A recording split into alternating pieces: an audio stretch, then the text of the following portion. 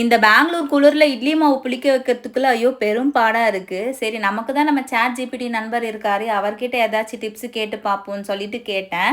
நம்ம நண்பர் வந்து இந்த மாவு பாத்திரத்தை சுற்றி ஃபுல்லாக வார்மாக வச்சுக்கணும், அதனால் துணியை சுற்றி ஓவனில் ஓவர் நைட் வச்சுருங்க, காலையில் புளிக்கும் அப்படின்னு சொல்லிட்டு சொன்னாங்க.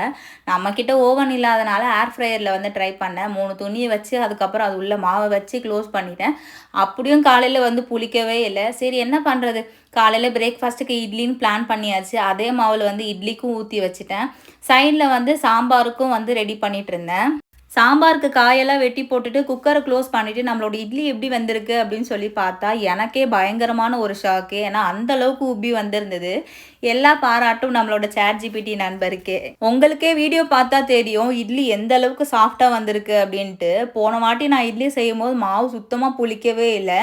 இட்லி ஊற்றி வச்சா அது ரொம்ப கல் மாதிரி தான் வந்தது. என் ஹஸ்பண்ட் அதையுமே அட்ஜஸ்ட் பண்ணி சாப்பிட்டாங்க வேறு வழி இல்லாமல்.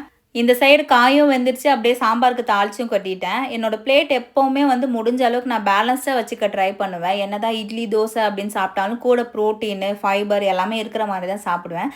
நெக்ஸ்ட் வீடியோவில் பார்க்கலாம். பாய்.